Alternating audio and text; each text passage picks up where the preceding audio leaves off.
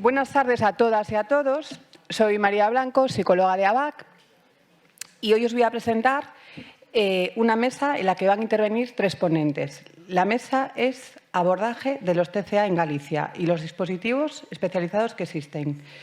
En primer lugar, intervendrá el doctor Roberto Peinó, facultativo especialista del área de endocrinología del Hospital de Conxo, del Complejo Hospitalario Universitario de Santiago. Tiene experiencia en hospitalización de endocrinología desde el 95 hasta la actualidad, en hospitalización de UDAL, Unidad de Desórdenes Alimentarios, desde el 95, y endocrino del Hospital de Día UDAL desde 2014 hasta la actualidad. Además, es profesor asociado del área de salud de la Universidad de Santiago de Compostela.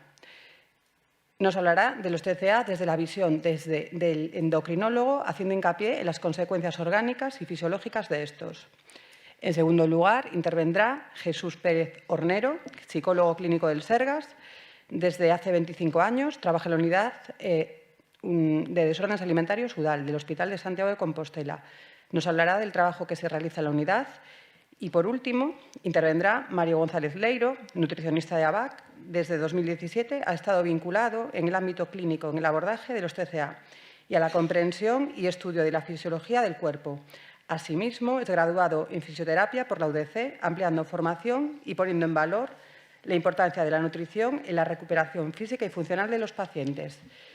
Nos va a hablar de cómo trabaja desde una asociación de familiares de personas con TCA y la importancia de intervenir terapéuticamente desde un enfoque multidisciplinar.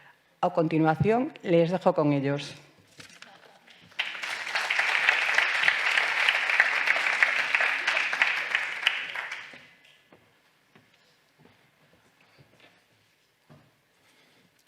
Buenas tardes.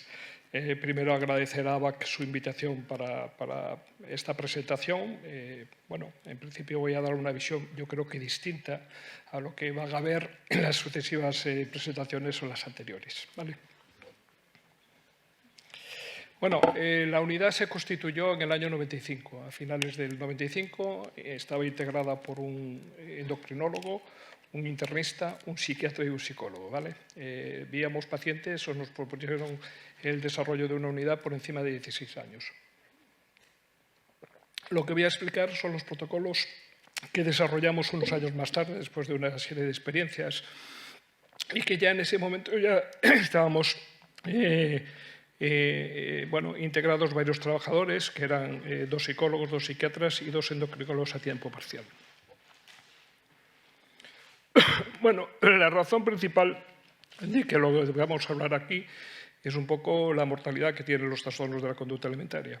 Hay muchas series, pero todas ellas se caracterizan porque la anorexia provoca el aumento de la mortalidad en esos pacientes. Ahí vemos una serie inglesa donde lo que vemos es que la bulimia nerviosa aumenta 1,5 la mortalidad para la misma edad y grupo y sexo. En el caso del trastorno de la conducta alimentaria aumenta 2 veces y media y en el caso de la anorexia lo multiplica por 10.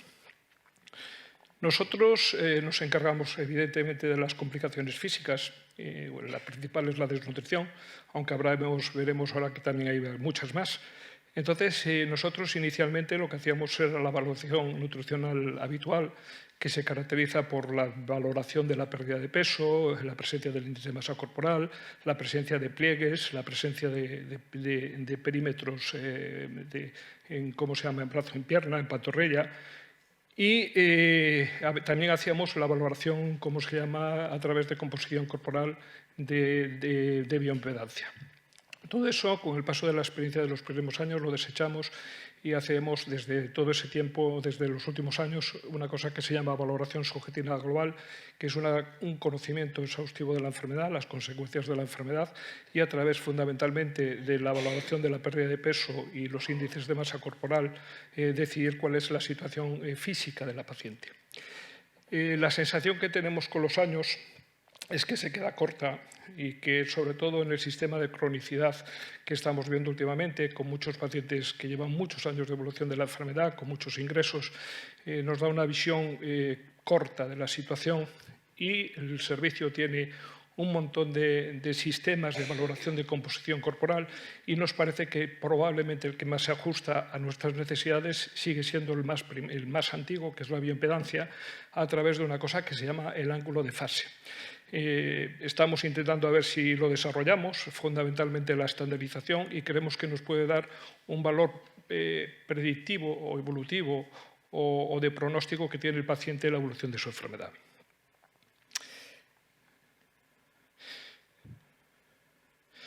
Bien, a partir de ahora lo que voy a explicar es un poco lo que hacemos a través de un caso teórico. Lo que voy a contar es mi experiencia personal, sobre todo en los 20 años que estuve de responsable de la hospitalización en desórdenes alimentarios de los pacientes que ingresaban por situaciones físicas, y lo que voy a hacer es un resumen de cosas, de experiencias de distintos pacientes. Evidentemente, no es lo que le pasa a la mayoría de los pacientes. Normalmente tenemos esta evolución de lo que vais a ver en fases precoces o en fases más iniciales. Entonces, tenemos una chica que se llama Luisa, con 18 años, que tiene una talla de unos 67, con 75 kilos y tiene un índice de masa corporal de 27.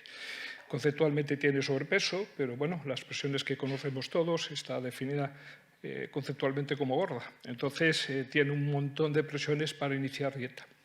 De hecho, la inicia y pierde dieta y pierde peso de forma muy significativa. De hecho, en 4 meses alcanza 60 kilos. Esa pérdida de peso, que es de 15 kilos, es muy importante y probablemente en este momento ya tengamos una situación que está haciendo el desenlace que va a pasar en los próximos meses o los próximos años. En ese momento, todos los refuerzos que tiene son positivos, es decir, no hay un dato negativo por parte de familiares, profesionales, y que todo el mundo lo ve perfecto y muy bien. Van pasando los meses, en ese momento pesa 50 kilos, estamos hablando de menos 25 kilos en un año, el índice de masa corporal es de 18. En ese momento ya tenemos una situación en que hay problemas en la familia, porque la pérdida de peso se nota rápidamente que está yendo fuera de la situación, de la norma. Además, hay 2 datos clínicos fundamentales, que es que por primera vez no ha tenido una menstruación que tenía regular, y además acudió al médico, se hace la analítica de rigor, donde se ve que todo está bien, y la conclusión es que no hay ninguna situación, pero ya en este momento y probablemente antes ya había datos de desnutrición importantes, con lo que entra en un círculo que ya veremos más tarde. Bueno, entonces tenemos la menorrea, un dato clínico muy característico que seguimos los endocrinos, que hoy no se considera diagnóstico, en el DSM-4, el DSM-5 no se considera, en el DSM-4 sí. Yo creo que puede tener una cierta significación, sobre todo en la evolución de los pacientes, como criterio de que va bien la presencia de la recuperación del ciclo menstrual. Es un problema funcional, el ciclo menstrual va a recuperarse con la recuperación del peso, es un mecanismo adaptativo a la desnutrición, y tiene una serie de consecuencias que son discutibles todas ellas. La primera y la más conocida es la osteopenia, la disminución de la libido, un tema que es recurrente, que se valora y que normalmente no lo tenemos en consideración, no generamos la importancia debida. Una disminución de la fertilidad, como veremos, que es funcional y puede ser reversible con tratamiento farmacológico. Y también puede haber una involución del sistema aparato genital con posibles infecciones. Bueno, la osteopenia es un clásico, viene reseñado en todos los libros. Aproximadamente el 50% de las pacientes anorésicas tienen osteopenia. El origen es multifactorial y el tema de los estrógenos para su mejoría está en controversia. La mayoría de las opiniones es que no funcionan, no son eficientes, aunque hay algunas revisiones que parece que tienen un factor levemente positivo a la hora de mantener preservar la función ósea o la estructura ósea. Por otro lado, en los pacientes con trastorno de la conducta alimentaria, con anorexia y con osteopenia, se han hecho todos los tratamientos del mundo, incluidos los vemos ahí los 2 últimos que se tratalizan para los pacientes con osteoporosis de la menopausia, como es los difosfonatos y el denosumab, y todos funcionan. Pero, lógicamente, ninguno se puede utilizar porque estamos hablando de personas que tienen función reproductiva y, en principio, están contraindicados. Esto también está cambiando porque cada vez tenemos más pacientes en edades muy prolongadas, con lo cual cada vez vemos más pacientes con estos tratamientos que antes no se veían. Bueno, nosotros hace unos años hicimos una revisión de un grupo de pacientes que eran del área de Santiago, donde lo que revisamos fueron 138 pacientes que estaban de un año, que a través de un estudio de un DEA, de una estudiante, lo que se valoraron fueron 54 pacientes con anorexia, bulimia 52 y trastornos de la conducta alimentaria 32. Y lo que valoramos es cuántos tenían hecho el DEXA. Básicamente era la anorexia, básicamente por el tiempo que llevaban sin menstruación, en amenorrea. Dentro de nuestro protocolo nos obligábamos a hacer DEXA a los 2 años de presencia de amenorrea, ¿vale? Entonces lo que vimos es que en ese contexto la inmensa mayoría de nuestros pacientes tenían osteopenia, osteoporosis. Bien, revisamos las historias y vimos a ver si había fracturas. Nos encontramos una cantidad de fracturas importantes, pero no había una diferencia clara entre anorexia, bulimia y trastorno de la conducta alimentaria, pero sí llamativamente aparecían 3 fracturas, 2 ¿cómo se llama?, fracturas de cadera y una de columna vertebral en anorexias de larga evolución. Bien, nosotros no tratamos la amenorrea hasta que no pasan 2 años en las mujeres adultas y alrededor de 1 año en la edad peripuberal. Añadimos de forma habitual vitamina D y calcio, aunque no hay evidencia clínica que mejore. De hecho, la mayoría de las anoréxicas tienen, niveles de vitamina D normales. Aún así, en el contexto, por tener la seguridad de que efectivamente eso lo hacemos de forma habitual, y cuando añadimos tratamiento estrogénico, normalmente el grado de cumplimiento es muy, muy, muy bajo, ¿vale? El mejor tratamiento, como es conocido de siempre, es la recuperación ponderal, ¿vale? Bien, el siguiente tema es la anorexia nerviosa y el embarazo. Entonces, es un problema funcional. Los tratamientos que existen hoy a la disposición de los sistemas de fertilidad son capaces de conseguir la fertilidad y conseguir la ovulación. Entonces, también hicimos una revisión de nuestros pacientes, de los que estaban en el área de Santiago, y revisamos todos los pacientes, hicimos un grupo control y nos encontramos que los pacientes que se veían por anorexia o por bulimia, o cualquier diagnóstico de trastorno de la conducta alimentaria, tenían un peso de menos 260 gramos, menor, que era significativo, respecto al grupo control, donde no había pacientes con anorexia, ¿vale?, que eran embarazadas normales. El número era pequeño y no encontramos una relación directa, con el índice de masa corporal, pero parecía, se intuía a través de los análisis de que cuanto menos índice de masa corporal, evidentemente tenía menos peso, ¿vale? Algo que también está un poco descrito en la literatura. Entonces, nosotros desaconsejamos el embarazo, salvo normalización de ingesta y peso. No participamos en ningún tipo de tratamiento de la fertilidad, salvo que de ningún tipo de tratamiento reproductivo, salvo que el paciente se encuentre asintomática. Bien, el tema más importante o el tema que vemos más es el tema de la desnutrición, donde asumimos más protagonismo. Entonces, la razón que consideramos que es importante la mejoría ponderal son por aspectos físicos, como veremos más tarde, pero creemos que también existen unas consecuencias psicopatológicas que lo que hace es que desarrollan los pacientes desnutridos más síntomas ansioso-depresivos y que además los síntomas también desarrollan síntomas de patología alimentaria o de sintomatología alimentaria y obsesivos. Entonces, nosotros el manejo de la desnutrición lo hacemos fundamentalmente con alimentos naturales, pero el encargado del manejo no es el equipo, tenemos dietistas y nutricionistas ni endocrinólogos, se hace básicamente el equipo de psiquiatría y de psicología con normas generales, ¿vale? De hecho, la dieta que tenemos de TCA es la misma dieta del hospital, lo que pasa es que no se deja elegir. La dieta que viene a los pacientes ingresadas es una dieta fija, quiere decir que estamos hablando de la misma y que tiene un poco más de 2.000 calorías. Bien, cuando el paciente, manejamos otras situaciones como la nutrición enteral, normalmente la utilizamos muy poco en pacientes ambulatorias y lo utilizamos mucho en pacientes ingresados. Consideramos que la nutrición enteral en sus 2 formas, ya sea por sonda nasogástrica o por vía oral, es un tratamiento que tiene que ser prescrito y retirado, es un tratamiento que tiene que ser siempre un sustituto, nunca un suplemento, no un sustituto. Y siempre utilizamos el mismo, no dejamos que hay una pauta rígida de cómo se pone y no dejamos posibilidades de cambio, excepto, lógicamente, que haya alguna relación física o real para poder cambiarlo. Si el paciente ingresa por desnutrición, normalmente ya hay un trabajo previo. La recuperación de peso siempre lo hacemos con la dieta del hospital más una alimentación con sonda nasogástrica para conseguir aproximadamente un poco más de 3.000 calorías diarias, lo cual es muy difícil con alimentos orales, e intentar que el paciente tenga una recuperación de peso y un ingreso poco largo en el tiempo, ¿vale? En caso de que andamos tras la retirada o en el hospital de día, normalmente utilizamos suplementos nutricionales por beberal según una serie de normas que tenemos establecidas y que son todos explicados a los pacientes antes de que ingresen y que entren dentro del circuito del ingreso hospitalario, ya sea en hospitalización completa o en hospital de día.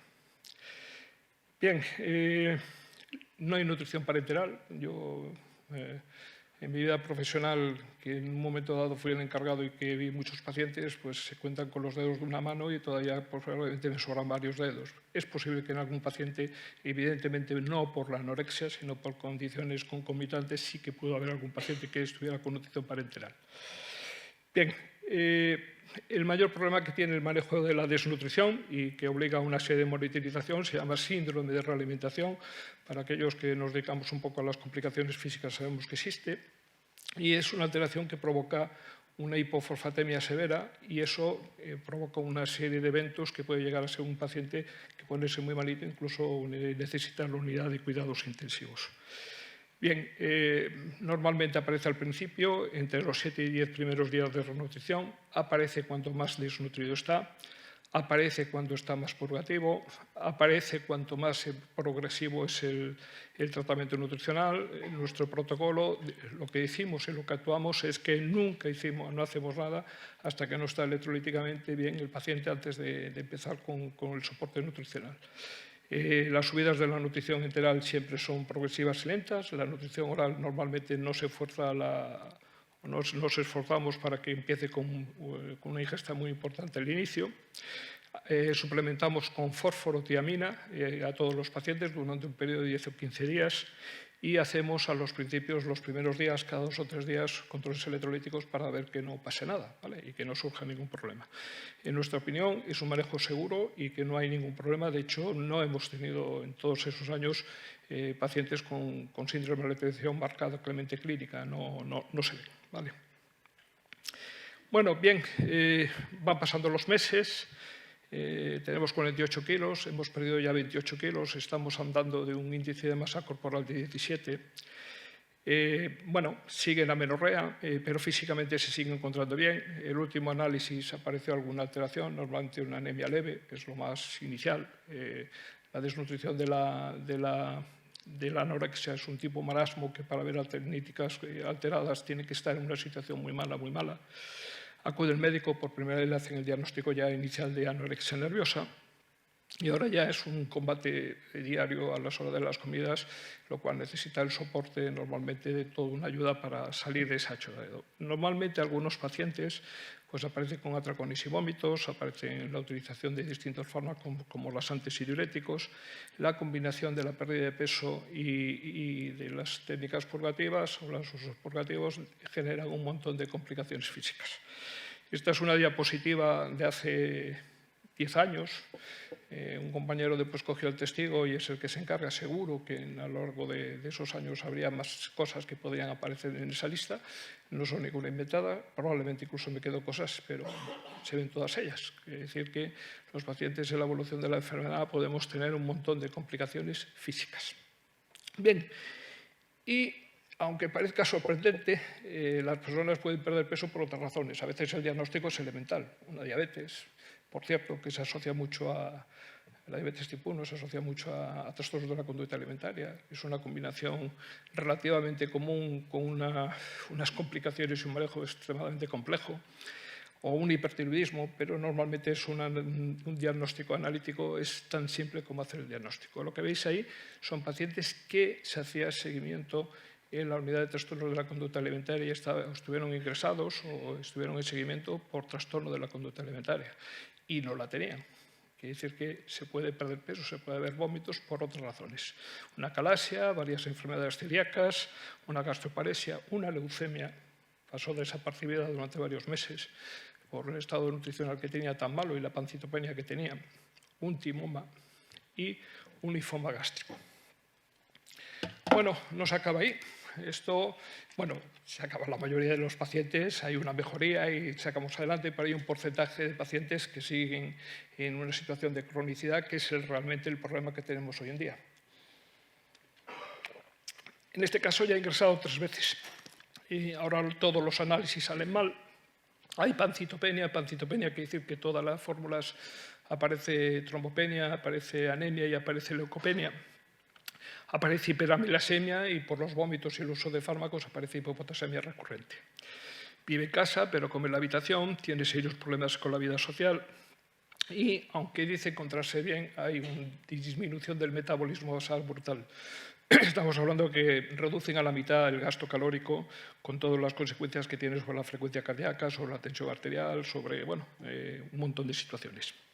Bien, este es el problema que tenemos. Yo creo que es el factor fundamental que estamos haciendo una revisión de los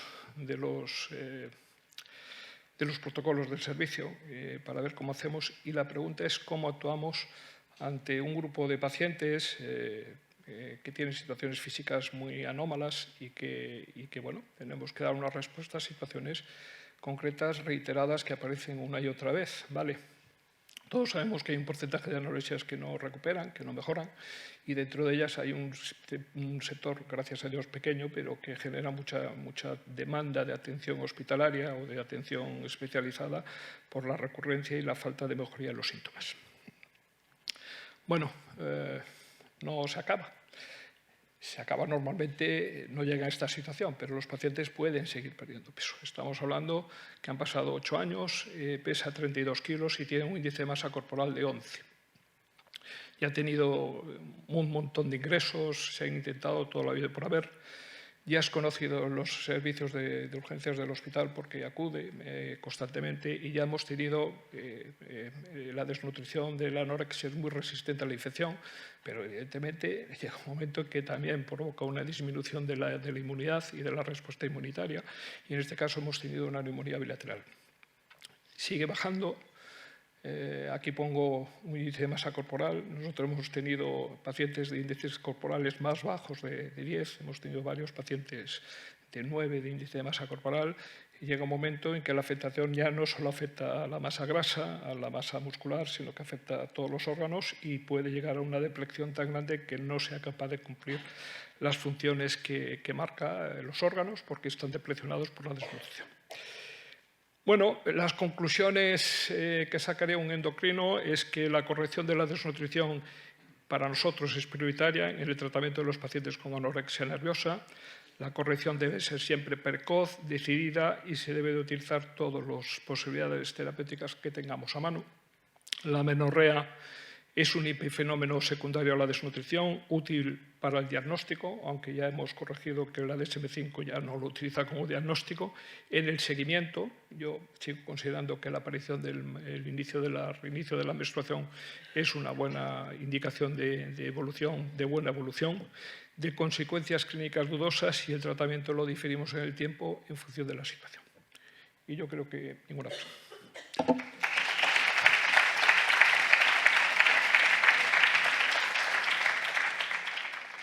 Bueno, antes de nada agradecer a Fátima que me haya invitado y me haya dado la oportunidad de estar con ustedes y también de compartir esta mesa pues, con ponentes a los cuales algunos conozco, a otros admiro y estoy encantado de compartir la mesa con todos ustedes y con ellos.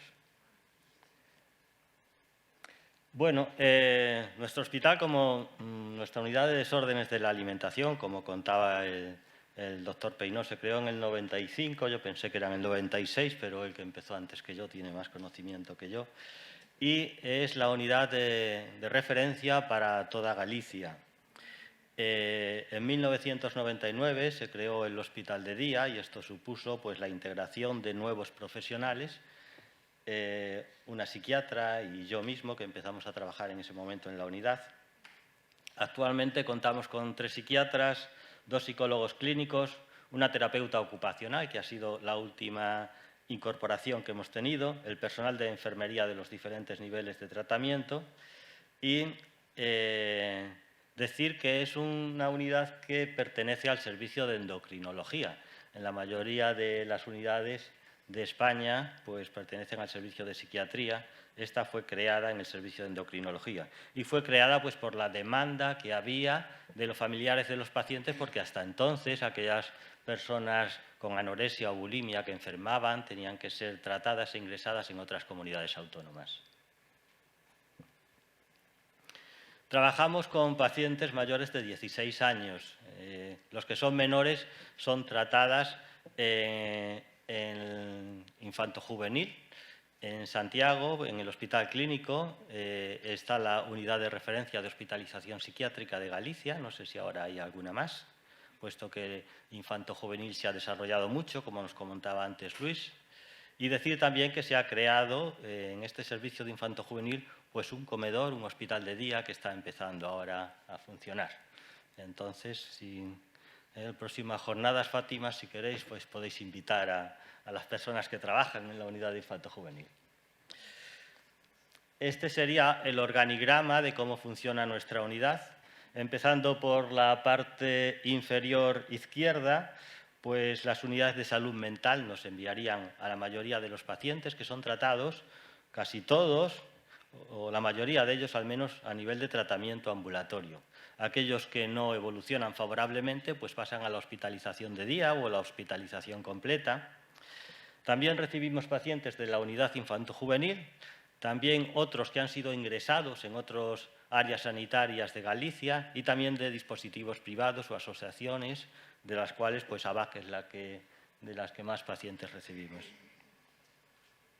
Os voy a comentar un poco el tratamiento que reciben las pacientes, el tratamiento psicológico, y vamos a empezar por la hospitalización completa. Los criterios de ingreso pues, son tener un índice de masa corporal menores de 16 o bien tener complicaciones físicas que aconsejan un internamiento hospitalario.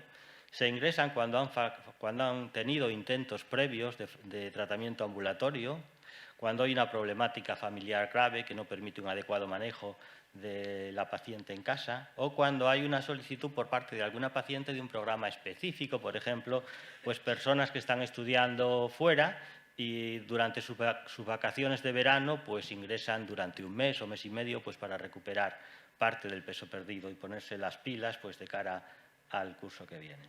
Los objetivos del ingreso pues, son resolver la problemática que motivó el internamiento, devolver a la paciente a parámetros de normalidad, normalizar la alimentación y comenzar un tratamiento psicológico que luego tendrá que seguir a nivel ambulatorio.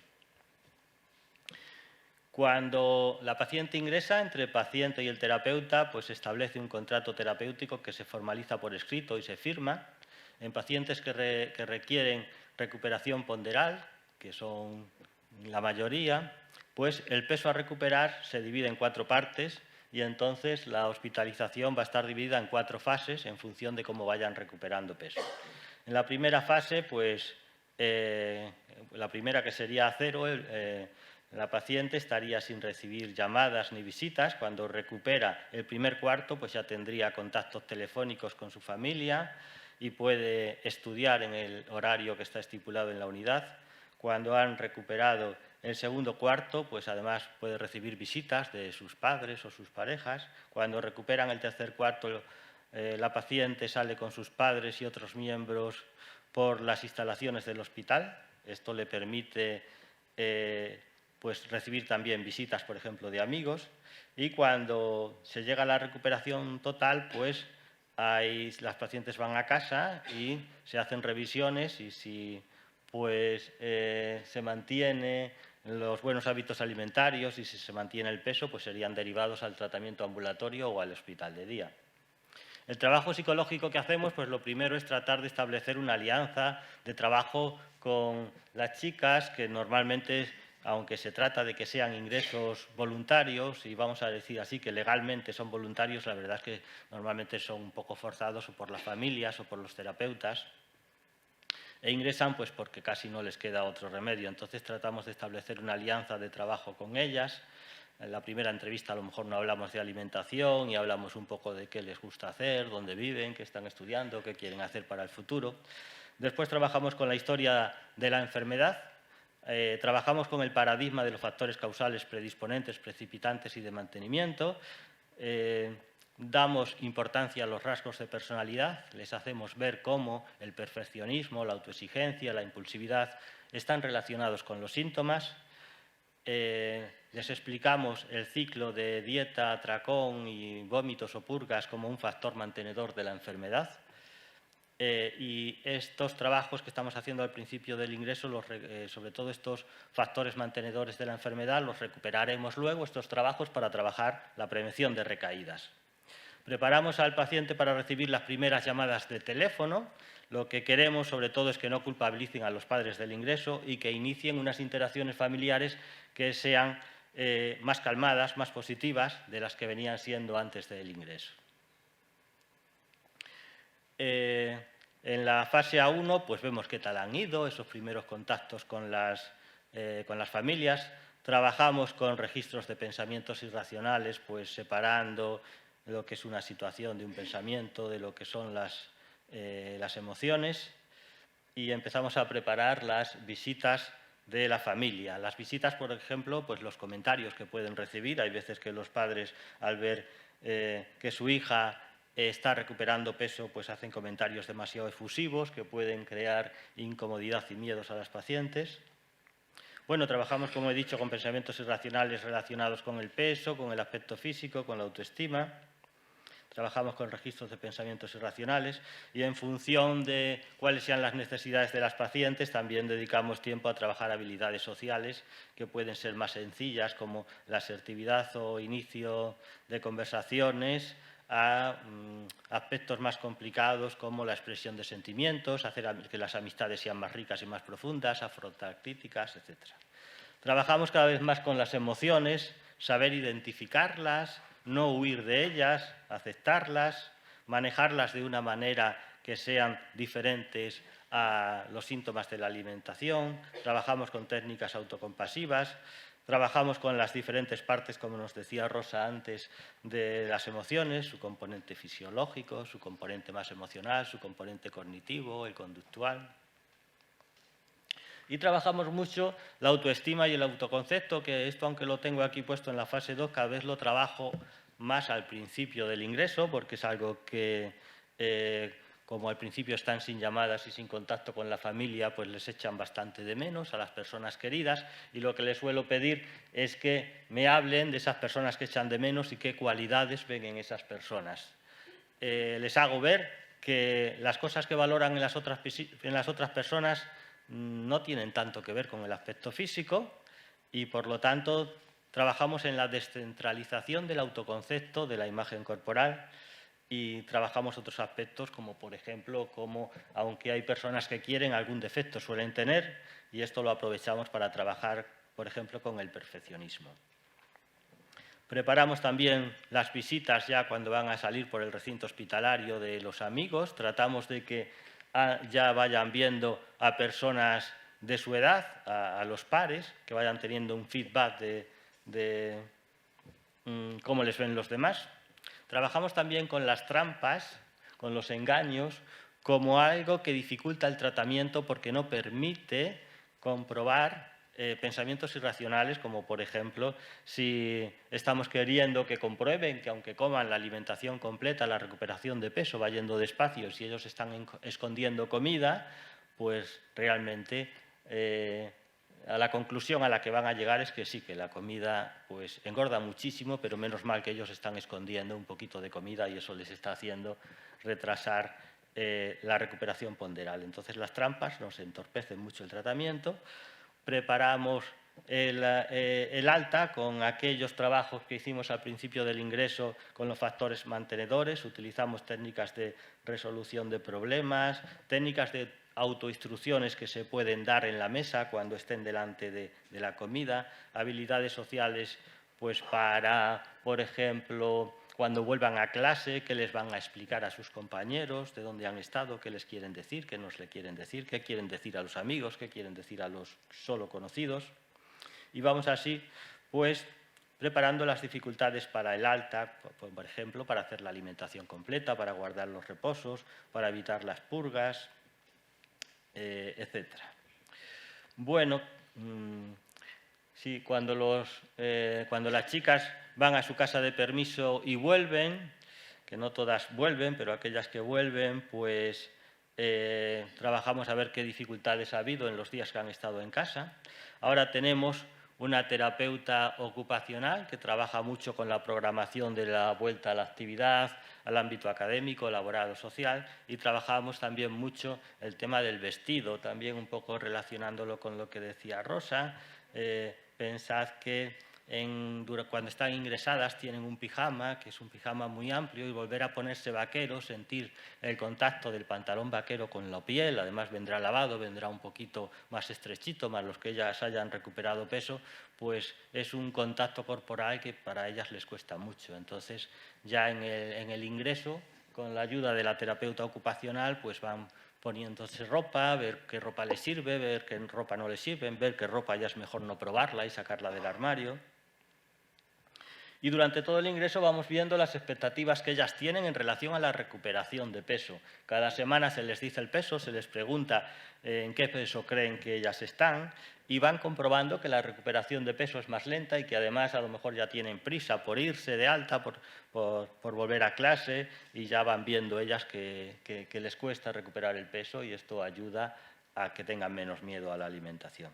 Y por último les pedimos pues, que hagan una valoración de que les ha servido el ingreso. Bueno, después del ingreso a veces van al hospital de día, a veces van al tratamiento ambulatorio. La mayoría de ellas van a tratamiento ambulatorio. Nuestra unidad de hospitalización, que como decía antes Luis, estuvo antes en la unidad de somática del hospital psiquiátrico, ahora está en el hospital provincial de Conso y tiene una capacidad de 7 camas y el hospital de día también tiene 7 u 8 plazas. Con más personas nos resulta difícil controlar sobre todo su comportamiento en la mesa. Tenemos solo una enfermera y con más pacientes es difícil controlarlas adecuadamente. Bueno, en el hospital de día pretendemos ofrecer un tratamiento intensivo y multidisciplinar de los trastornos de la conducta alimentaria, por lo que contamos también con un endocrinólogo, una enfermera, una terapeuta ocupacional, además del psicólogo y la psiquiatra. Todos nosotros nos dedicamos a tiempo parcial a este hospital de día, excepto una enfermera que está dedicada exclusivamente al hospital de día.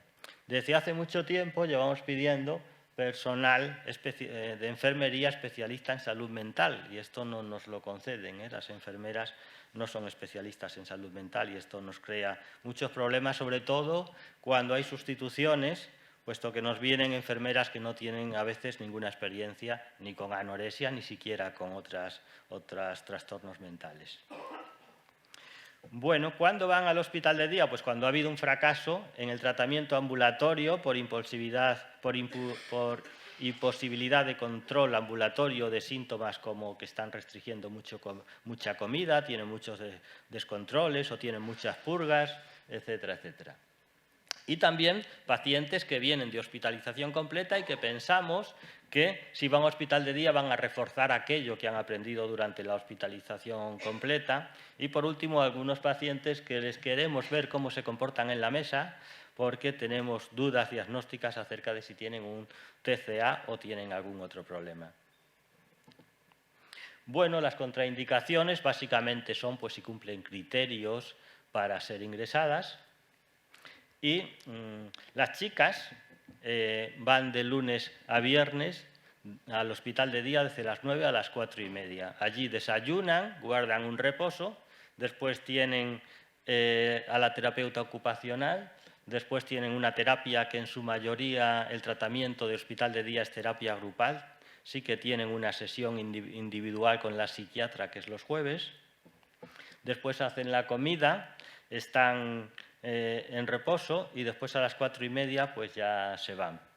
Nos gustaría tener un horario más amplio para que fuese el hospital de día más compatible con trabajar o estudiar, pero no disponemos de más personal de enfermería y entonces no podemos hacerlo más amplio. Bueno, antes de ir al hospital de día, las pacientes firman un compromiso terapéutico en el cual van a cumplir las normas y van a cumplir las tareas que se les pide en hospital de día. Bueno, esto es, aunque cada vez vamos siendo más flexibles con las pacientes y vamos haciendo tratamientos más individualizados y entonces, pues, las altas también cada vez las hacemos más progresivas y entonces no todas las pacientes están todos los días en hospital de día, pero en general los lunes en la terapia de grupo solemos hablar de cómo ha ido el fin de semana, de dificultades pues, en sus casas, de dificultades en las cenas, de si han tenido vida social o han estado muy encerradas o dificultades, por ejemplo, si ha habido una boda, un bautizo, una comida familiar. Los martes solemos trabajar con pensamientos irracionales.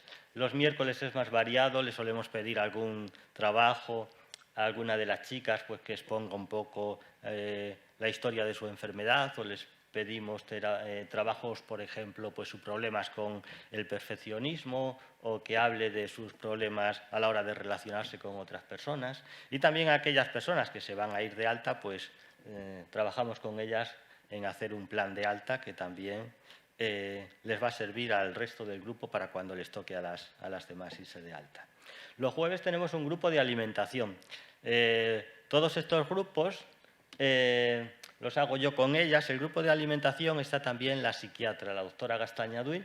Entonces, en el grupo de alimentación llevan unos registros de alimentación, vemos cómo ha ido la semana y les pedimos que se marquen unos objetivos de cara a la semana siguiente en el que haya una alimentación más adecuada y una reducción de los síntomas.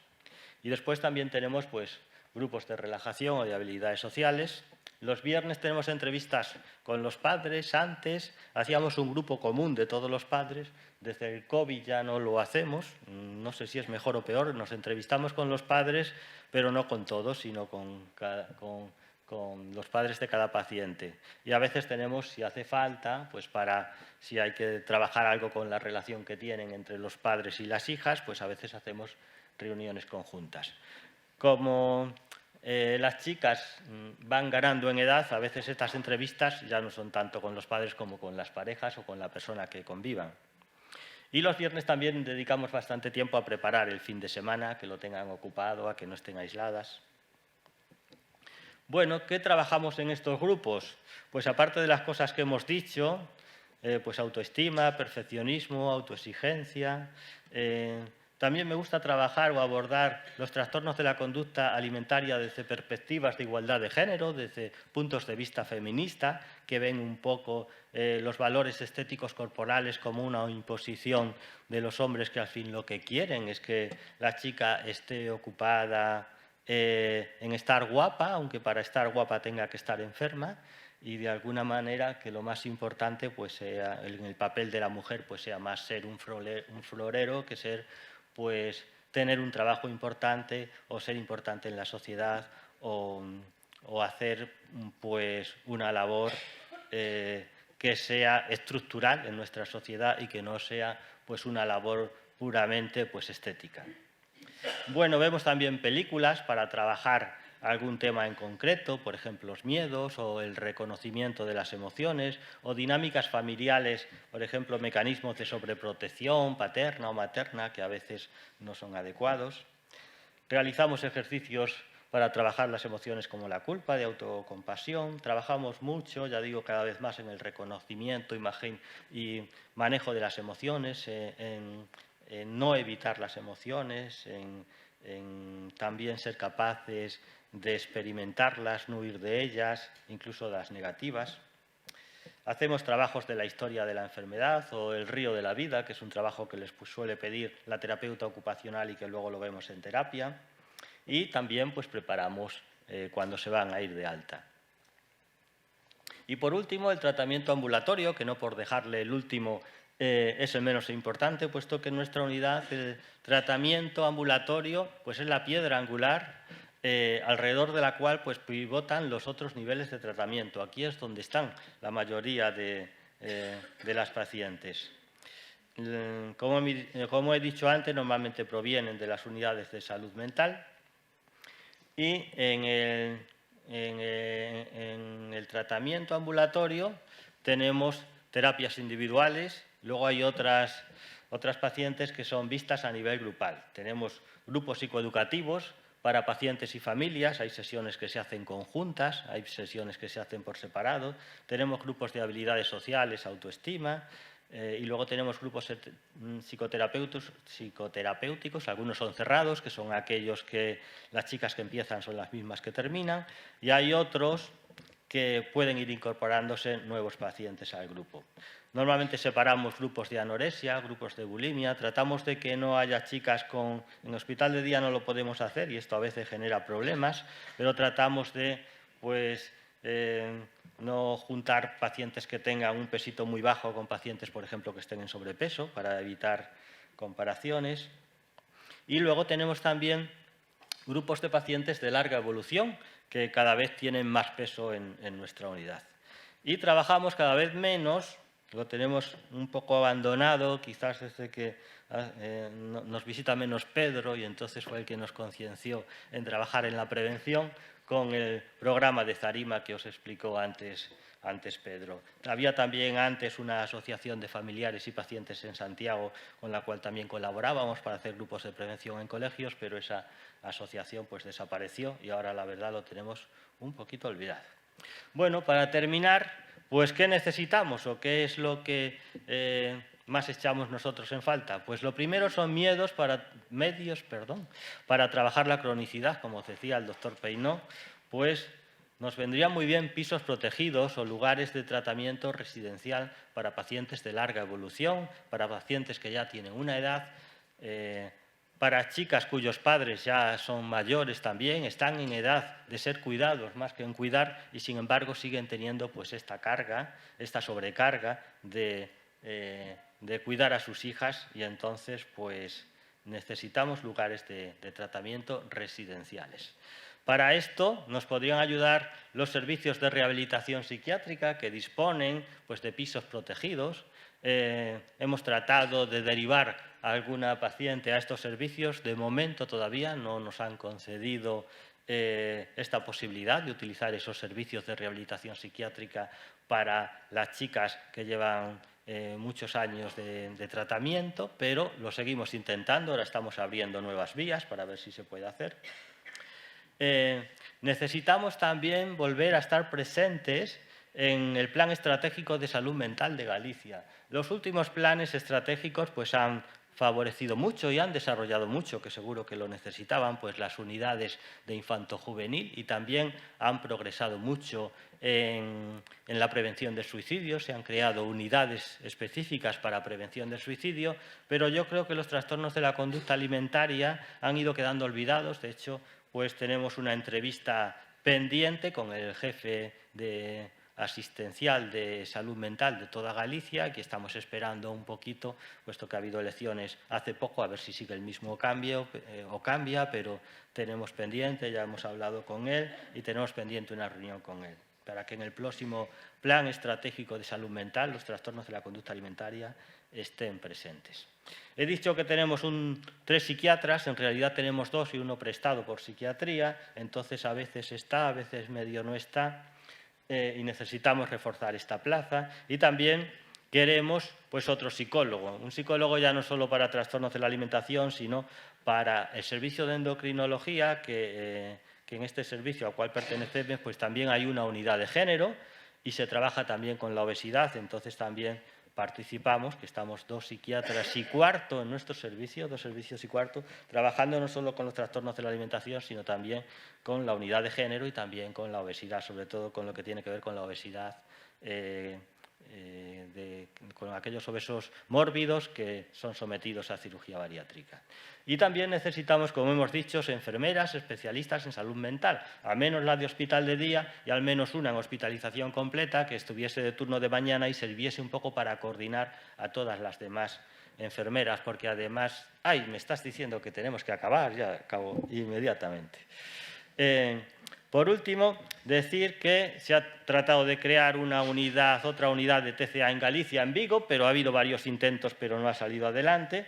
Y queremos también que desde la Consellería de Educación o de la de Sanidade, pues crear programas de prevención.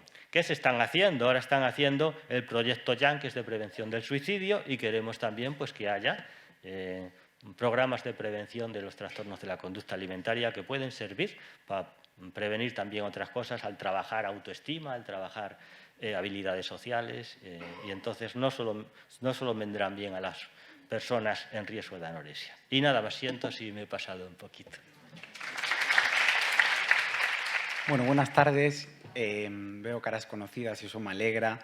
Para los que no me conocéis, mi nombre es Mario, soy el dietista nutricionista de ABAC y además fisioterapeuta. Y justo ahora, en la pausa de café, me preguntaban si realmente mi labor como fisio estaba representada o no. Entonces, fue una buena pregunta porque, bueno, me hizo reflexionar sobre lo importante también como profesionales en este tipo de trastornos, que es la integridad, ¿no? Es decir, uno puede tener conocimiento y luego poder aplicarlo. Entonces, bueno, efectivamente, creo que también colaboro como fisio en el centro, aunque mis pacientes no lo sepan.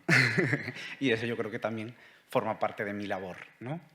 Bueno, he tenido la suerte de poder ser yo quien os cuente un poco cómo es el funcionamiento de un centro como ABAC, de la Asociación de Bulimia y Anorexia de Coruña.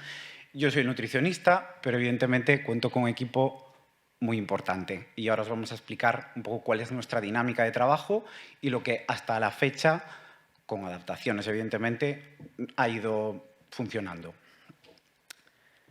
Bueno, en primer lugar, destacar que ABAC es un centro que lleva 27 años ejerciendo su labor. Inicialmente empezó como un centro privado, sin ánimo de lucro, un poco por ayudar a familias que se veían un poco pues, en la necesidad de buscar solución a trastornos que presentaban sus hijos y sus familiares y contaban un poco con el impedimento a nivel de ayudas, a nivel de soporte público para poder hacer frente a ello, ¿no? Entonces, de alguna manera, parte de esa unión para conseguir pues, esas mejoras, esas ayudas y poder avanzar también en el tratamiento de estos trastornos que ya por entonces pues, se evidenciaban a nivel clínico.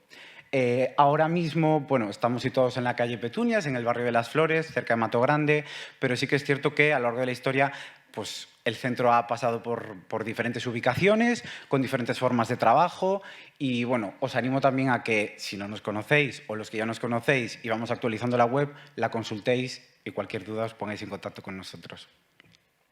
Importante mencionar el factor de estar registrados.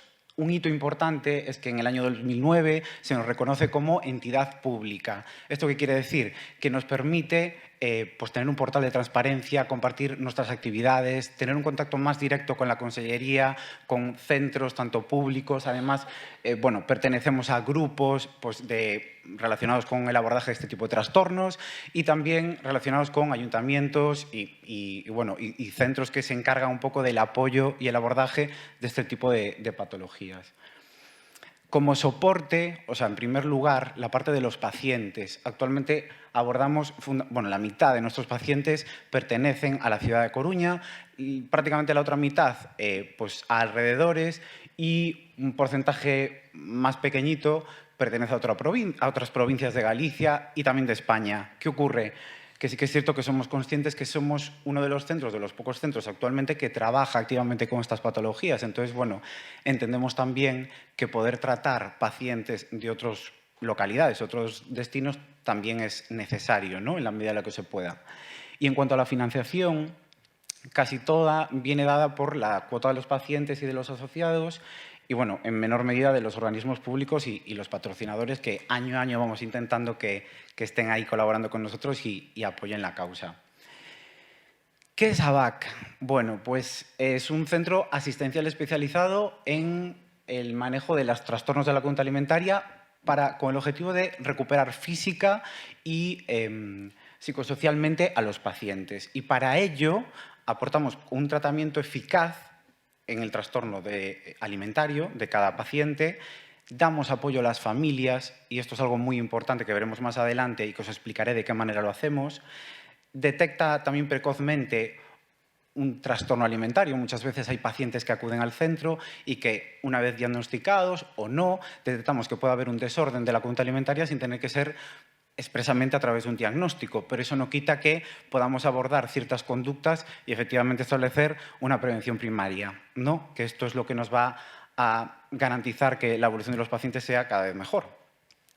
Y también, por otra parte, actuamos a través de la sensibilización y la prevención. ¿Y esto de qué manera? Pues precisamente al detectar que hay factores de riesgo y gente que pueda tener susceptibilidad a padecer este tipo de trastornos, ya no solo a través de charlas, sino a través de las consultas, a través del manejo con las familias. Es una manera también de dar visibilidad y enseñar de qué manera puede aparecer o desarrollarse este tipo de patologías, porque muchas veces el desconocimiento hace que hagamos que la enfermedad fluctúe, avance, como hablábamos ahora, y no seamos conscientes o las familias no sean capaces de detectarlo a tiempo. Nuestra misión es aportar en estos pacientes un tratamiento de atención integral y, sobre todo, que tenga pues, una calidad contrastada. La evidencia científica, pues nos apoyamos en ella para precisamente pues, avalar los tratamientos y los enfoques, pero todo esto es importante a través de promover la investigación, es decir, que cada vez podamos entender de qué manera estas patologías se van desarrollando y bueno, van alterando un poco patrones de conducta, sobre todo en los adolescentes. A día de hoy hablábamos antes de redes sociales, luego tendremos una ponencia sobre ello, creo que es algo que hoy en día en la gente adolescente está causando bastante impacto y eso también tenemos que ser conscientes de ello. Difundir los conocimientos, es decir, bueno, por la parte que a mí me toca, la parte nutricional ahora está en boca de todos, ¿no? Todos sabemos de nutrición, pero creo que también es importante entender qué es la nutrición y de qué manera implica nuestro correcto funcionamiento, tanto físico como emocional. Innovar en la atención. Yo creo que esto es una premisa importantísima en este tipo de patologías, es decir, algo que funciona no es eterno. Las cosas deben cambiar, debemos actualizarnos y, sobre todo, dar una vuelta. Y antes decía la compañera, a veces el fracaso nos lleva a conseguir la victoria. Entonces, cuando algo no funciona, también nos permite avanzar y eso es importante. Y, por último, favorecer también la participación pues, de otras personas y entidades. Yo creo que bueno, pues hoy, celebrar estas jornadas también nos da la posibilidad de entablar otro tipo de vínculos y compartir un conocimiento que a lo mejor nos permite abrir otras ventanas que hasta ahora no habíamos contemplado. El objetivo fundamental es fomentar pues, hábitos saludables y esto lo que va a garantizar es que esa persona, ese paciente que tenga este tipo de trastornos, digamos que se desarrolle íntegramente, que vuelva lo antes posible a establecer una vida medianamente normal. Esto parece evidente, pero yo, por ejemplo, en las consultas de nutrición, muchas veces hay una distorsión de que una correcta dieta o una alimentación adecuada es aquella que cuenta determinadas calorías, formas de comer, porque no nos olvidemos que hoy hemos tratado la anorexia, también hay bulimia, trastorno por atracón y obesidad. Sí que es cierto que son grupos de trabajo bastante diferenciados, pero que deberían estar todos regidos un poco por una misma línea, ¿no? Que es volver a recuperar una vida normal. Y esto es algo que tenemos que tener en cuenta. Los objetivos, con esto que os acabo de decir, es concienciar a la sociedad y, ojo, no solo a los pacientes. Muchas veces las familias de esos pacientes también descubren cosas que no contaban o que podían perjudicar en algún momento a esas familias, ¿no? A esos pacientes. Entonces, por un lado, el ideal de belleza asociada a la de delgadez extrema, que esto va un poco fluctuando, ¿no? Cada vez hay como una cobertura distinta para entender que hay cuerpos distintos, que hay formas distintas, pero es inevitable, esto sigue estando ahí y las redes sociales además y las imágenes, el Photoshop lo potencian. Entonces, si ya hay una distorsión previa, imaginaos a través de estas campañas, ¿no? Los hábitos alimentarios no saludables y esto está en relación al autocuidado. Pensamos que por tener un control exhaustivo de cómo nos cuidamos y cómo tenemos que comer, en este caso por la parte que me toca, estamos más concienciados con nuestra salud y nos cuidamos más. Y normalmente, en la mayoría de los casos, fallamos más, nos equivocamos más. La ausencia de actividad física, tanto por la parte del sedentarismo como por las prácticas extremas, la vigorexia o a lo mejor determinadas prácticas que cada vez se están poniendo como más al día. Yo, en la parte que me toca de fisioterapia, nos da mucho trabajo y en ese aspecto lo puedo aceptar, ¿no? Podemos entender que esto pueda estar ahí, pero sí que es verdad que para el desarrollo de un trastorno de la conducta alimentaria es un arma de doble filo. La publicidad sobre productos dietéticos-estéticos, ideales de belleza relacionados con el consumo, ¿no?, de ciertos productos, y las dietas milagro. Bueno, ¿qué os voy a contar? Esto ha ido evolucionando, yo creo que cada vez más a peor, y algo también que está pasando es que hoy en día todos tenemos muchísimo acceso a muchísima información, muchas veces errónea, no contrastada, sobre dietas y maneras de gestionar nuestra alimentación, casi siempre con un objetivo de pérdida de peso, porque parece inexplicablemente que el cuerpo está predestinado a coger peso porque sí, y esto no funciona así. Y por último, la pérdida de valores familiares y la falta de comunicación en las familias. Antes lo hablaban, ¿no?, que es inevitable que esto suceda porque hay una falta de comprensión de qué es lo que está ocurriendo. Primero por parte del paciente y después por las familias, que se sienten de alguna manera incomprendidas o frustradas tampoco porque tampoco saben el abordaje adecuado en cada momento para ellos. La visión que tenemos es la de un equipo multidisciplinar. Convergen estos abordajes de manera casi simultánea, diría yo, en el aspecto psicológico, psiquiátrico, nutricional y ocupacional. Y trabajamos como centro de día, en un horario de 9 a 6:30. Y sí que es cierto que puede haber determinadas adaptaciones en momentos puntuales del año, por ejemplo, en verano. Establecemos una jornada como, distinta, más enfocada hacia las mañanas. Este último año también introducimos una novedad, que es poder aportar una cuarta ingesta que hasta ahora nos aportaba, que era el desayuno. Nos parecía interesante que cuando los pacientes no tenían colegio, actividades, universidad, pudiesen acudir a nosotros desde primera hora de la mañana y también establecer con ello un ritmo positivo, ¿no?, de vida.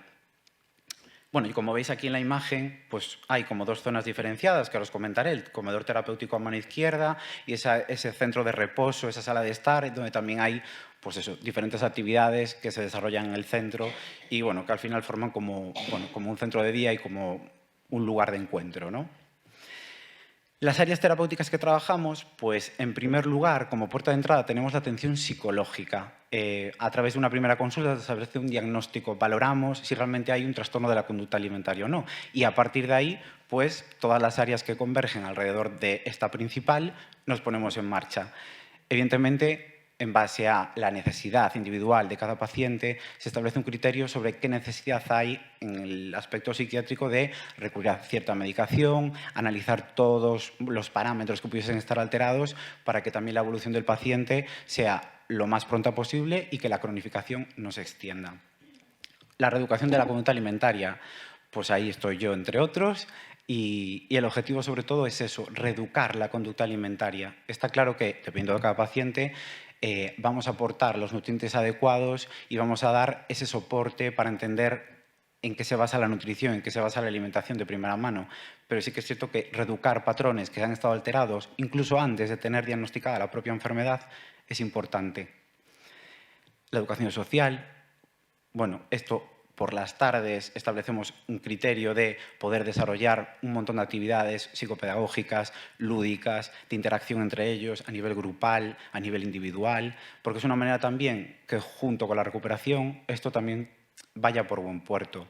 Y luego la recuperación física funcional, a través de un compañero que, en este caso una vez a la semana, trata de guiar esa actividad física que sabemos que es una pieza fundamental para la recuperación de los pacientes y poder desarrollar nuevos hábitos, nuevos esquemas corporales y sobre todo que apoye y refuerce esa recuperación lo antes posible.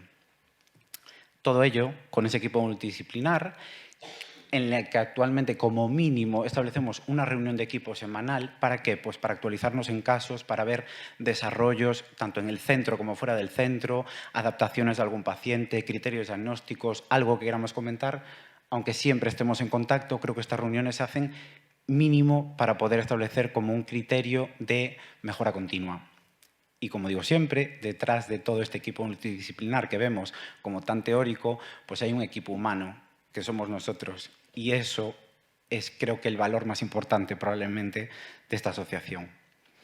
Los abordajes que tenemos, pues en primer lugar están las consultas individualizadas. Como antes comentaron, Sí que es cierto que la base de todo es que sean presenciales, el poder estar cara a cara con los pacientes. Evidentemente también disponemos de la posibilidad de videollamadas, de llamadas telefónicas, sobre todo en circunstancias muy especiales en que en la evolución del paciente, para seguir ese seguimiento, pues, bueno, se van a estudiar fuera, van a otra ciudad, bueno, algo como muy puntual y muy esporádico, pero evidentemente lo ideal es que puedan ser presenciales.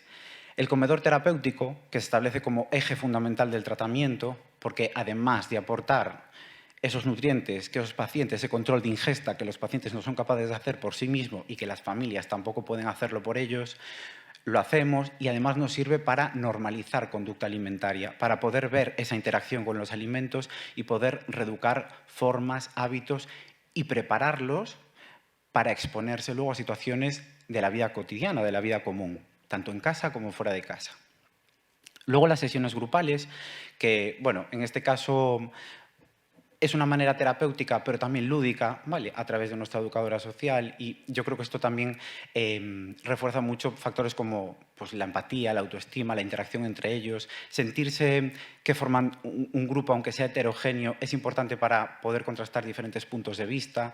Esa interacción entre ellos también pues, les hace comprender determinados aspectos que a lo mejor en ellos estén pues, incomprendidos o no puedan hacerlo de otra manera por hermetismo o por falta de comprensión, ¿no? Entonces, bueno, todo esto es como un caldo de cultivo para poder trabajar cosas que muchas veces aparecen de manera indirecta. Y por otro lado también el voluntariado. Cada vez tenemos más actividades que a través, de manera también indirecta, pero bueno, a través de esas actividades fomentamos pues, ciertos tipos de tratamientos o conductas que van a llevar a que la restauración de la salud y de la mejora de calidad del paciente, de recuperarse y ver otro prisma de trabajo, pues es efectiva y vemos que cada vez pues, consigue efectos más positivos. Y en cuanto a los servicios, como os decía, en primer lugar, tenemos el tratamiento psicológico, que en este caso puede ser presencial, a veces con presencia en el comedor terapéutico, otras veces de carácter ambulatorio, pero bueno, es digamos como la guía hasta la opción de alta del paciente. Y a partir de ahí, dentro de ese apoyo psicológico, también tenemos el tratamiento psiquiátrico, el asesoramiento nutricional, las actividades terapéuticas que, como os decía, bien sean a través de pues, la actividad física u otras actividades psicopedagógicas en el propio centro, la terapia familiar, antes lo mencionaba y yo creo que esto es importante, muchas veces las familias se sienten incomprendidas o, bueno, no encuentran el apoyo que necesitan, ¿no? En casa, porque tampoco saben cómo gestionarlo. Y yo creo que esto se aplica tanto a las sesiones individualizadas, ¿no?, que hacemos con los pacientes, como también a través de grupos que se hacen en el centro, pues para poner en común sentimientos, frustraciones, maneras de obrar, puesta en común para generar soluciones y poder aportar pues, un enfoque más grupal también. Luego los grupos psicoeducativos, que efectivamente también se dan para pacientes y para familiares, destacaría la implantación en los últimos tiempos de proyectos piloto que diseñamos en base a necesidades que vemos en nuestros pacientes. Y en concreto, el último que hemos aplicado es un proyecto piloto para abordar la obesidad y sobre todo para entender cómo funciona su organismo, qué nos está pasando. Muchas veces ya no es la relación con la comida, sino qué pasa con mi cuerpo, me siento atrapado, qué es lo que ocurre aquí, por qué me pasa esto. O sea, interactuar con ese propio cuerpo que nos está mandando señales que nosotros tampoco somos capaces de interpretar bien o creemos que son una cosa y resulta que son otra. Entonces, bueno, lo hemos puesto en práctica, hemos evidenciado aspectos positivos. Creo que la satisfacción por parte de estos pacientes ha sido también victoriosa, creo que por nuestra parte, pero creo que tenemos que seguir trabajando en esto y creo que hay mucho también en lo que ahondar. Y luego, por otra parte, también tenemos dos grupos de servicios que fundamentalmente se dan fuera del centro, que son las charlas y talleres, pues tanto AMPAs como destinado a adolescentes, tercero, cuarto de la ESO de colegios, y también, bueno, pues a padres y familiares que a lo mejor necesitan pues, entender un poco la prevención, ¿no?, de este tipo de trastornos de la conducta alimentaria o poder desarrollar herramientas terapéuticas, nutricionales, en el manejo de sus pacientes, bueno, en la mayoría de los casos de sus hijos, ¿no? Y luego también una formación específica de trastornos de la conducta alimentaria que bien está dirigida pues, a personal sanitario como docente. Por ejemplo, estas charlas también nos permiten esto, ¿no?, establecer nuevos contactos y nuevas vías de conocimiento para mejorar un poco nuestros servicios.